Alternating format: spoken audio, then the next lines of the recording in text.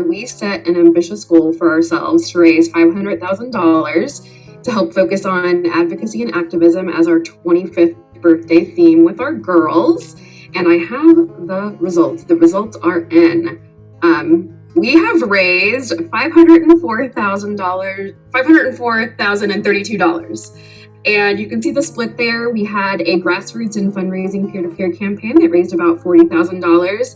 And then we picked up $463, a little over that, through sponsorships and grants.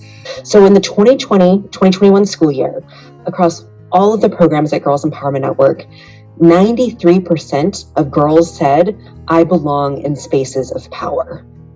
That is massive.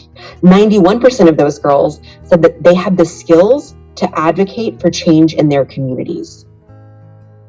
87% of girls in programs at Girls Empowerment Network said that they know how to plan for their future.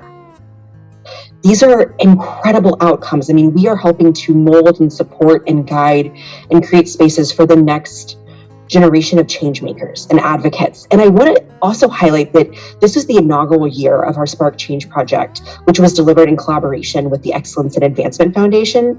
And it was a massive success, y'all. The program reached 78 girls through events and through camp, and an additional 795 girls through over 2,000 advocacy-themed Spark kits. And the one stat I really wanted to leave you all with is that 100% of our girls in our program said, "I have a better understanding of what it means to be an activist, and I can be an activist in my community." Every meeting that we have gone to where these young women have been present, listening to their stories, listening to the change that has been made in their lives, listening to them literally grow into advocacy and grow into activism and grow into their own power across 3 or 4 different calls and a couple of different events. It's amazing, and during pandemic, since we haven't had person-to-person contact with these young ladies, the fact that they took time out of their lives to come and join us on yet another Zoom, when many of them were Zoom schooling and Zoom everything else, it shows a lot about their commitment to change, and their commitment to growth and their commitment to this organization. So everything that we do from this day on out has to be to make sure that those young women and our trans and binary friends also are supported. This is not an easy time to be a girl in Texas.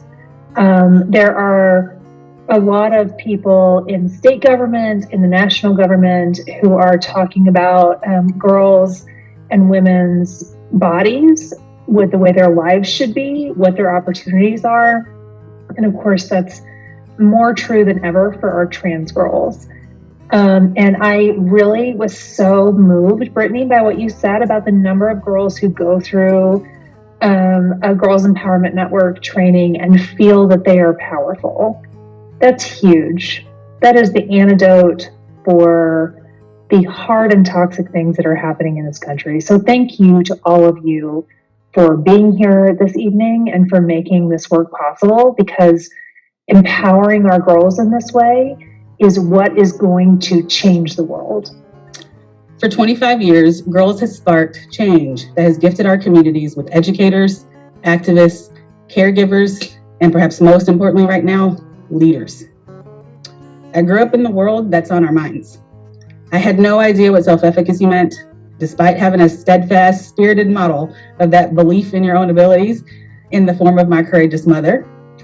I thought everyone believed in their ability to succeed, and that the job of the community was to reinforce that belief. My closely held beliefs expose how necessary it is to be explicit about the power and influence of women. When I could not make sense of the inequality around me, I did not always know to choose my power, to feel powerful, to know that I could activate change. So in 2007, I did something to step forward into a powerful space. I became a social worker, and that started here at Girls. Over 10 years later, I sat next to one of my best mentors while I spoke authentically about my experiences being a woman of color in the academic world. And that mentor was Julia Cuba Lewis. Today, I serve as board chair of an authentic organization that never misses an opportunity to tell me that I'm powerful and I have had the ability to advocate, to seek change, and to succeed.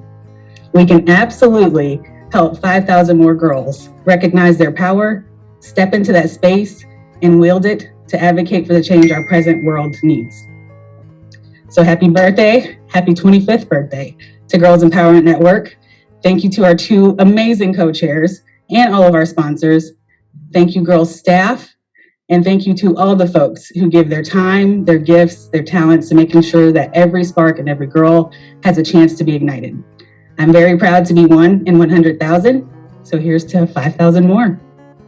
Thank you all for celebrating this 25th year with us. Thank you for all that you've done to give to us at this time when we were having to really, really work hard to make sure we were reaching girls in the way they needed us most. It has been a massive success, and that is all because of the help that we got from this committee and from our dedicated staff and volunteers and an amazing board of directors and this incredible duo of our co-chairs who helped lead the way.